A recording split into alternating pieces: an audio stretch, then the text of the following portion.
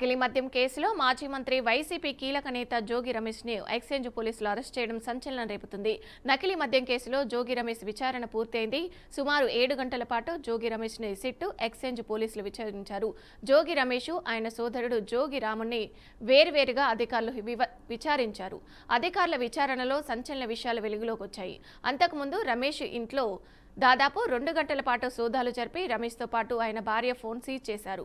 CCTV ఫుటేజ్ను కూడా seize చేశారు అధికారులు.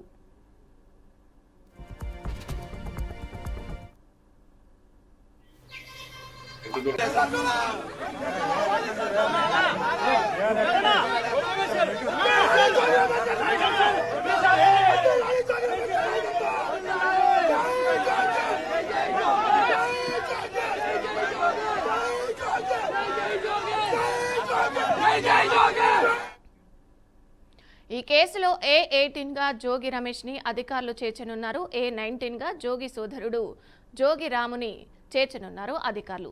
జనార్దన్ తో ఉన్న సంబంధాలు, ఆఫ్రికా వెళ్లే ముందు జనార్దన్ ఇంటికి వచ్చి కలిసిన భేటీపై జోగి బ్రదర్స్ ని అధికారులు ప్రశ్నించారు. అయితే జోగి రాముకి జనార్దన్ కు మధ్య ఫైనాన్షియల్ లింకులపై వరుస ప్రశ్నల్ని అధికారులు సంధించారు.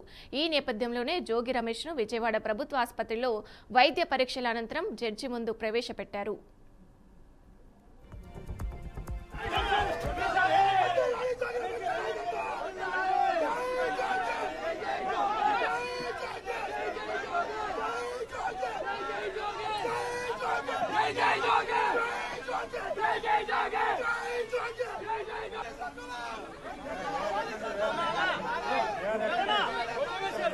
మాజీ మంత్రి జోగి రమేష్ అరెస్టుపై మాజీ సీఎం జగన్ ఖండించారు. డైవర్షన్ పాలిటిక్స్ లో భాగంగానే అరెస్టు చేశారని, నకిలీ మద్యం ఫ్యాక్టరీలు బయటపడడంతో చంద్రబాబు అండ్ కో తప్పించుకోవడానికి ఈ కుట్రను పాల్పడ్డారని ట్వీట్ చేశారు.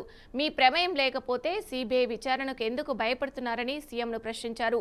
మాజీ మంత్రి జోగి రమేష్ అరెస్టు పూర్తిగా అక్రమమని వైఎస్ఆర్సీపీ సీనియర్ నేతలు, మాజీ మంత్రులు పెర్ని నాని, అంబటి రాంబాబు, కురసాల కన్నాబాబు, మాజీ ఎంపీ మార్గాని భరత్, మాజీ ఎమ్మెల్యే టీజేఆర్ సుధాకర్ బాబు ఖండించారు. ఈ మేరకు ఓ సంయుక్త ప్రకటన విడుదల చేశారు.